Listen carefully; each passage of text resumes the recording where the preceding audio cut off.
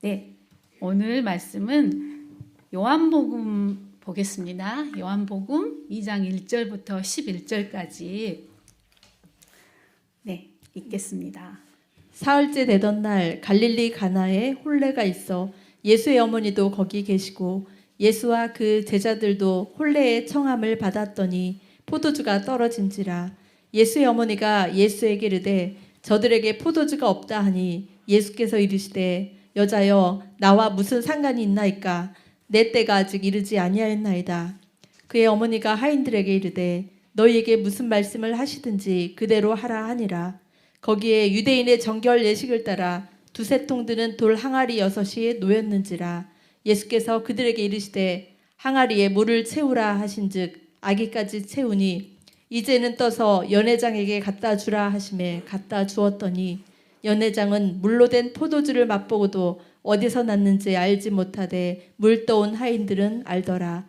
연회장이 신랑을 불러 말하되 사람마다 먼저 좋은 포도주를 내고 취한 후에 낮은 것을 내거늘 그대는 지금까지 좋은 포도주를 두었도다 하니라.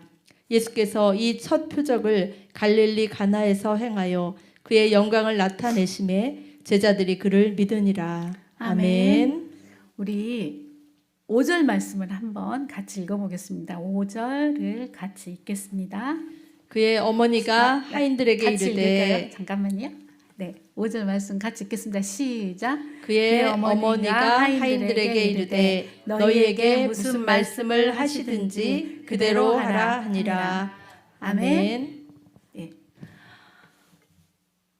예, 오늘 말씀은 예수님께서 첫 번째 기적을 행하시던 사건입니다.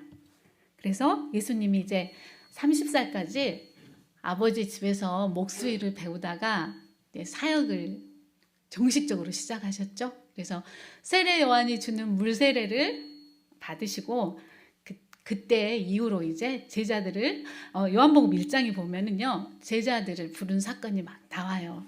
그리고 오늘 2장에서 예수님이 이제 첫 번째로 그리스도로서의 첫 번째 표적 기적을 행하는 사건이 오늘 말씀에 나옵니다.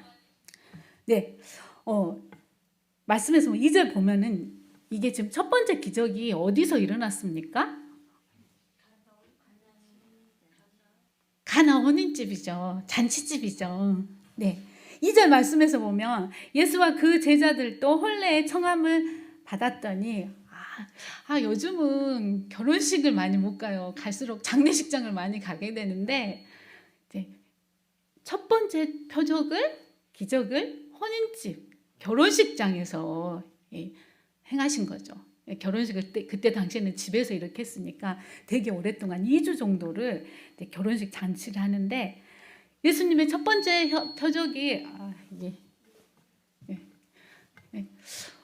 결혼식장에서 결혼식 혼례집에서 이루어졌다는 게 어떻습니까?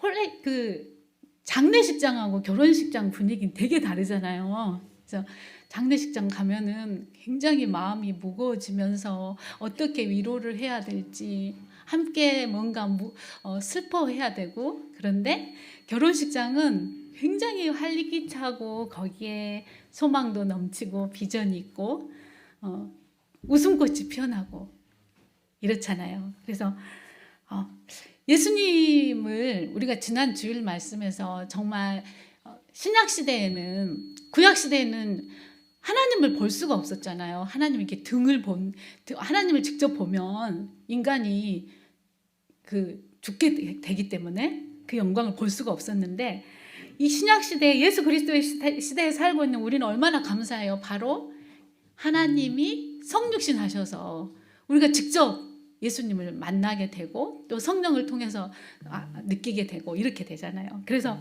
예수님이 결혼식장에서 첫 번째 표적을 행하셨다는 거, 딱 이걸 생각하면 예수님은 우리에게 정말 기쁨과 소망과 또 비전을 주고 거기에 화기애애하면서, 그래서 우리 말씀교회 분위기가 카페 1층에 내려가면 얼마나 좋습니까?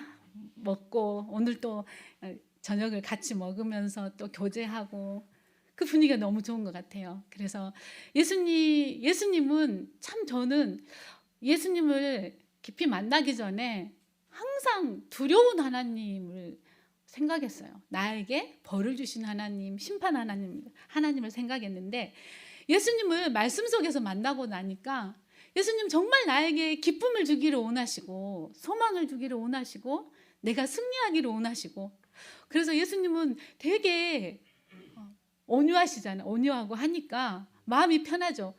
우리 교회 사모님 보면 어때요? 되게 마음 편하시죠? 네. 그 사모님, 네, 목사님도 그렇고.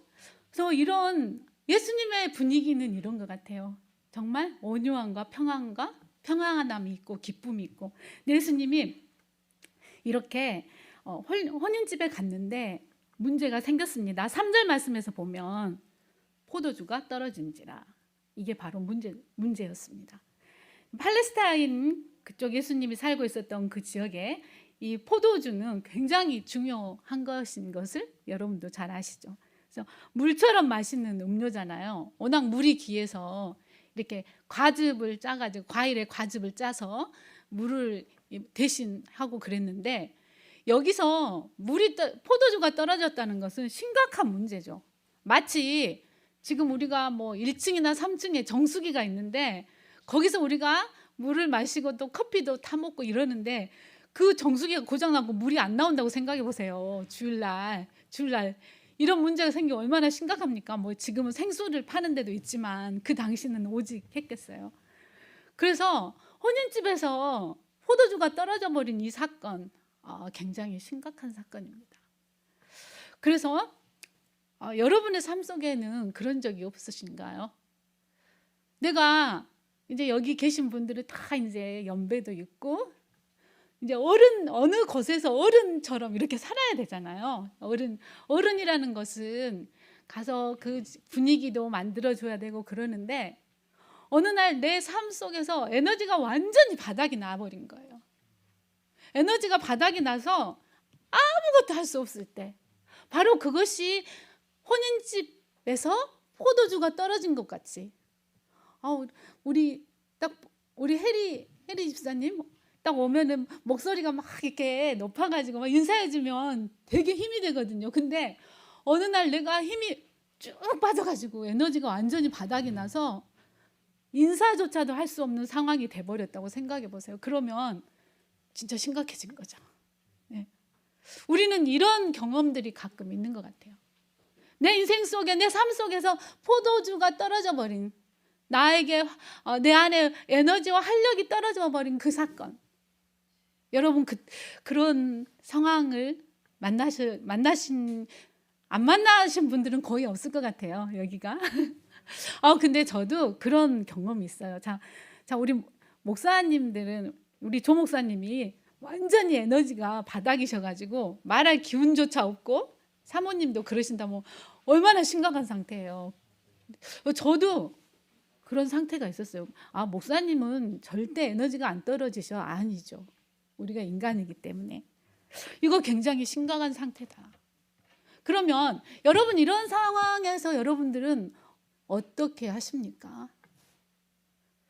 내가 아무것도 할 수 없을 만큼 결혼식장에 포도주가 떨어진 것처럼 그런 심각한 고갈의 상태가 될 때 어떠할까? 목마른 사슴은 막 숲을 뛰어다니면서 산을 뛰어다니면서 그 우물을 찾잖아요. 목마른 사슴 시냇물을 찾아 헤매이는 것처럼 우리는 이런 고갈의 상태가 될 때 어떻게 해야 되는가? 예수의 어머니가 말했습니다. 예수에게 가서 이르되 저들에게 포도주가 없다 하니. 자, 우리 크리스찬들은 나의 에너지가 고갈될 때 어디로 가야 되는가? 예수님. 너무 잘 알고 있는 사실이죠. 근데 이게 안 돼요. 그래서 다른 방법을 찾아서 나의 이 포도주의 사건을 떨어져 버린 포도주의 사건을 해결하려고 하죠. 근데 아니죠. 예수님한테 가서 주님 내가 완전히 에너지가 바닥이 나서 아무것도 할 수 없어요. 목마른 사슴처럼 그분을 찾아가는 것이 중요한 것을 보게 됩니다. 마리아가 이제 하인들에게 말을 했어요. 하인들이 지금 포도주를 막 날려다 줘야 되잖아요. 5절 말씀을 다시 한번 읽어볼까요? 같이 시작. 그의 어머니가 하인들에게 이르되 너희에게 무슨 말씀을 하시든지 그대로 하라 하니라. 아멘. 아멘.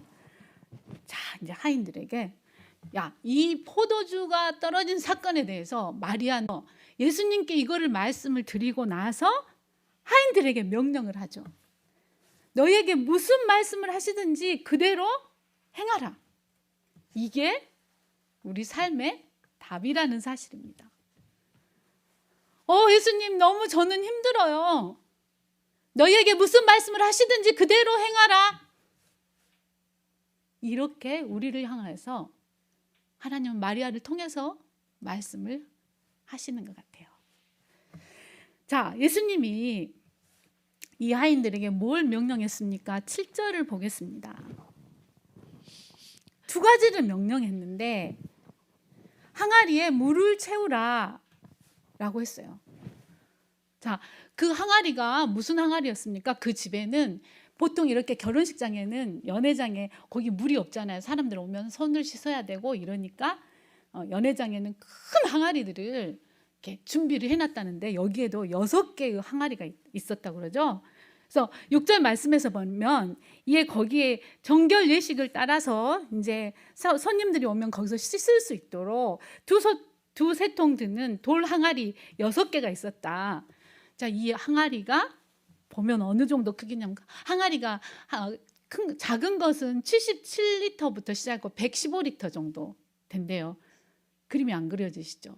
자, 저도 생각해봐서 77리터면 어느 정도 항아리일까? 함집사님 아세요? 자, 콜라 큰 게 몇 리터죠? 1.5리터죠? 그러면 77리터면 이게 1.5리터 몇 개 정도 될까요?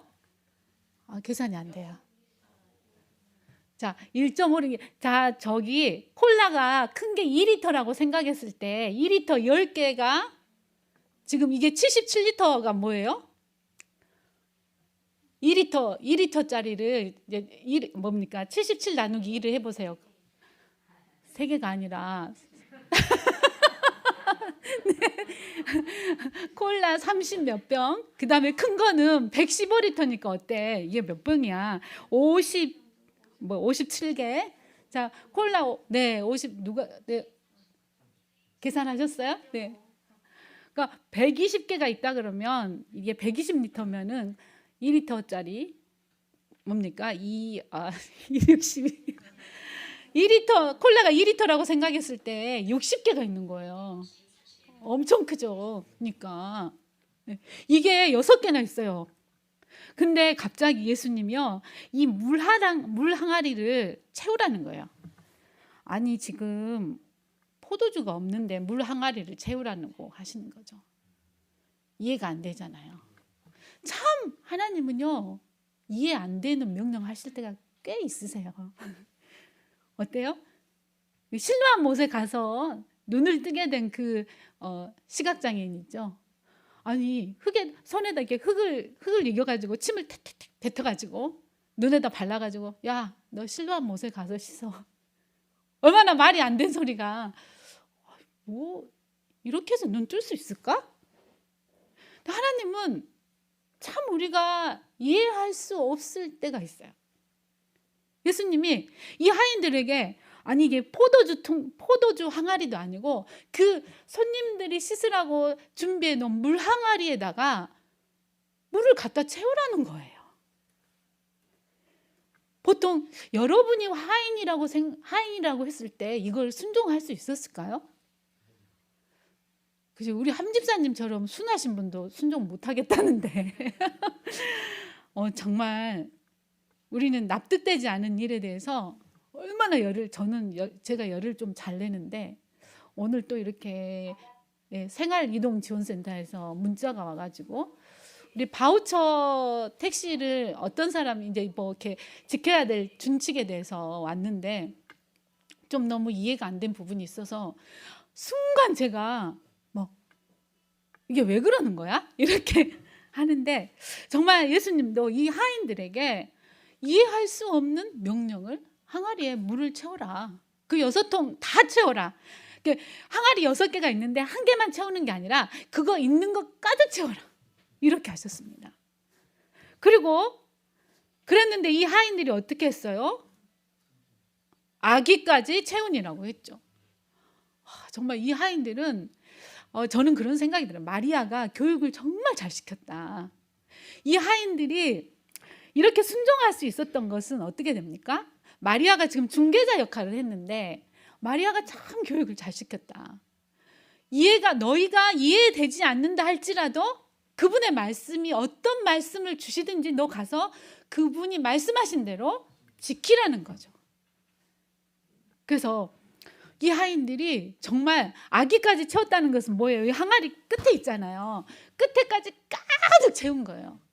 또 우리가 마음에서 믿음이 안 생기면 어째요? 항아리에다가 물을 채우는데 반만 채우든가 3분의 2만 채우든가 바닥만 있게 채우든가 이럴 수 있는데 이 하인들은 정말 말씀에 100% 순종한 것 같아요. 완전히 가득. 그래서 우리는 하나님께서 어떤 길을 제시하실 때 내가 조금 믿음이 안 생기면 어때요? 반만 가요. 야, 너 100m 걸어가. 근데 믿음이 안 생기니까 50m 가다가 이거 아닌 것 같은데 이럴 때가 얼마나 많아요. 항상 계산을 해서 내 머릿속에서 계산이 안 되는 거는 순종 안 하거든요. 그러면서 안 되잖아요. 이럴 때 얼마나 많습니까? 우리 신앙이 참 그럴 때가 있는 것 같아요. 그런데 이렇게 하인이 6개의 항아리에 물을 가득 채웠는데 예수님이 또 명령을 하세요. 두 번째 명령은 이제는 떠서 연회장에게 갖다 주라 그랬어요. 어머, 하인들이 우물에 가서 사실 포도주를 마을에서 사온 게 아니라 우물에 가서 물을 떠가지고 가서 거기다 물을 부었는데 어머, 예수님이 물을 갖다 주래. 거기 항아리에서 떠서 연회장한테 주고 거기 손님들도 주고 갖다 주라고 했다는 거죠. 이것도 사실은 이해가 안 되죠. 그들이 직접 눈으로 보면서 이 물을 갖다 부었는데 이걸 지금 포도주라고 생각하고 갖다 주라고 한 거잖아요. 그런데 이 하인들이 어쨌습니까? 그것을 순종했다는 거예요. 순종이 얼마나 이들의 믿음과 순종. 사실 순종은 믿음이 없이는 절대 순종이 안 되거든요. 그런데 이 하인들이 그것을 연회장에게 갖다 줬습니다. 9절 말씀을 한번 읽어보겠습니다. 9절 말씀을 같이 읽겠습니다. 시작. 연회장은 물로 낸 포도주를 맛보고도 어디서 났는지 알지 못하되 물 떠온 하인들은 알더라. 연회장이 신랑을 불러. 아멘. 네. 자, 하인들이 연회장에게 갖다 줬는데 가서 보니까 그게 포도주가 돼 있었어요. 근데 연회장은 모르는데 이 9절 말씀에서 물 떠온 하인들은 알더라 이랬습니다. 물 떠온 하인들.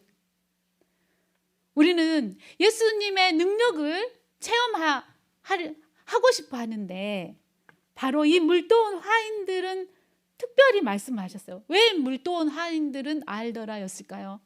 그들이 직접 말씀을 믿고 순종했던 사람들이에요. 말씀을 믿고 순종했던 사람들은 예수님의 능력을 체험하게 된다는 사실을 보게 됩니다. 말씀을 믿고 체험한 이 사람들, 그들이 바로 변화를 체험하게 되고 예수님의 능력을 경험하게 된 거죠. 그래서 다른 사람 몰라요. 우리 가족들 중에서 여러분들이 가족들 중에 누가 아팠어. 근데 그 사람을 위해서 열심히 기도했어요. 근데 나은 거예요. 기도한 사람은 알더라. 내가 기도해서 너 빨리 나은 거 알아? 몰라. 근데 나은 사람은 모를 때가 있죠. 이렇게 하나님 앞에 나가서 순종하고 믿음의 순종을 한 사람들은 경험을 하게 되는 거죠. 물 떠온 하인들 알더라. 저와 여러분이 정말 물 떠온 하인들은 알더라 했던 것처럼 예수님의 말씀에 순종하고 믿음으로 나가서 이 그리스도의 능력을 체험하는 자들이 되기를 바랍니다. 네, 근데 이제 포도주를 딱 가지고 갔는데 포도주의 질이 어땠냐면 맹숭맹숭한 게 아니었어요. 자, 우리 요즘에 기름에다가 물을 타잖아요.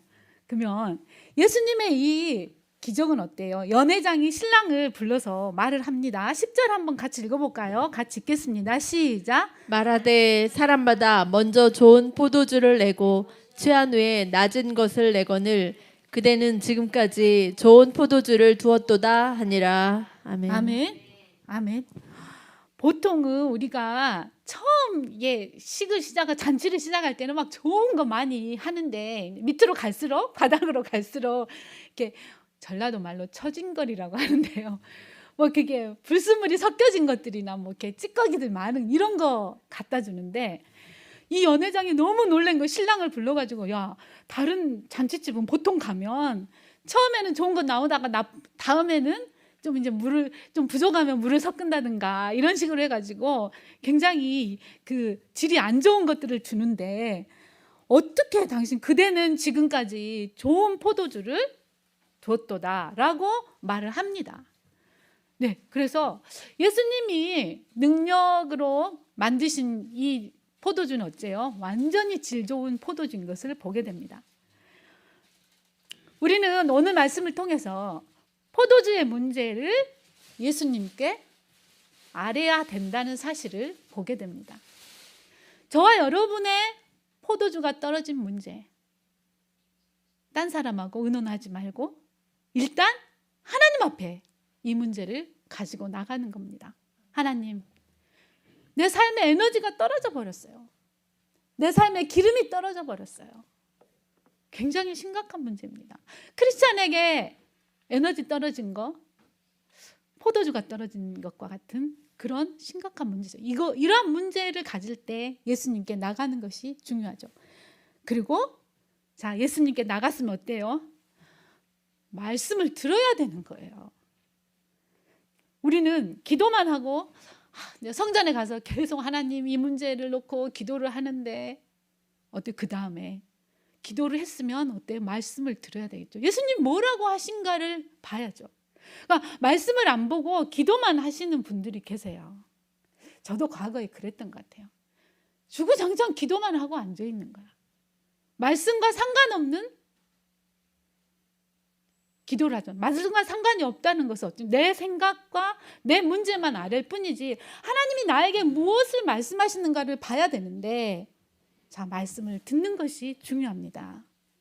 그리고 세 번째는 그 말씀을 들었으면 듣고 순종하는 것이 중요하죠. 그래서 이 하인들이 말씀을 듣고 순종했을 때 바로 예수님께서 그들의 문제를 해결하신 것처럼 예수님은 우리에게 어때요? 최고의 맛 좋은 포도주를 주실 수 있는 분이라는 사실이죠. 제 인생을 생각해 보면서 그런 것 같아요. 아, 내가 예수님을 만나지 않았으면 정말 불쌍하게 살았을 인생이다 라고 생각을 해요. 근데 사람들이 저를 되게 부러워해요. 근데 사실 제가 잘난 게 있어서 잘난 게 없는 사람인데 속으로 그러죠. 네가 하나님 안에 있어봐. 근데 저를 부러워하는 사람 중에 많은 사람들이 자꾸 딱 바닷가에 발을 안 들여놓는 거예요. 바닥까지 딱 가가지고 더 들어가지 않는 거죠. 신앙 안에서. 하나님 안에서 더 들어가지 않을 때 이게 체험이 안 되는 거예요. 그래서 그런 말을 합니다. 너 조금 더 들어가 봐. 내가 10년을 교회 다녔는데 하나님 살아계시는지 모르겠어. 왜일까요? 분명히 이유가 있어요. 그분은 자기 안에서 자기 나름대로 딱 선을 정해놓고 그 선 이상은 안 들어가는 거죠. 들어가야 돼요. 말씀 속으로 들어가고 기도 속으로 들어가고 성도의 교제 속으로 들어가야지. 거기서 진짜 예수님의 모습을 보고 하나님의 모습을 보게 되는 거잖아요. 이렇게 예수님은 우리 인생을 정말 우리가 그분 속에 깊이 들어갔을 때, 그분을 깊이 만났을 때 질 좋은 포도주, 최고의 맛을 내는 포도주의 삶을 살게 하신다는 것을 보게 하십니다. 예수님은 변화의 능력자이시라는 것을 우리가 오늘 말씀을 통해서 다시 기억할 수 있기를 바랍니다. 그리고 그분의 능력을 체험하기 위해서는 말씀을 듣고 말씀대로 사는 것. 사실 신앙생활은 굉장히 단순한 데서 시작하는 거예요. 아브라함이 그러했잖아요. 말씀 듣고 말씀을 주셨을 때 그거 그대로 굉장히 순진하게 받아들이고 영접하고 순종하는 거였죠. 네, 오늘 말씀을 생각하면서 정말 내 삶을 최고의 맛있는 포도주와 같은 인생으로 만드실 그 예수님, 네, 그 예수님을 저와 여러분이 매일의 삶 속에서 누릴 수 있기를 진심으로 기도합니다. 네.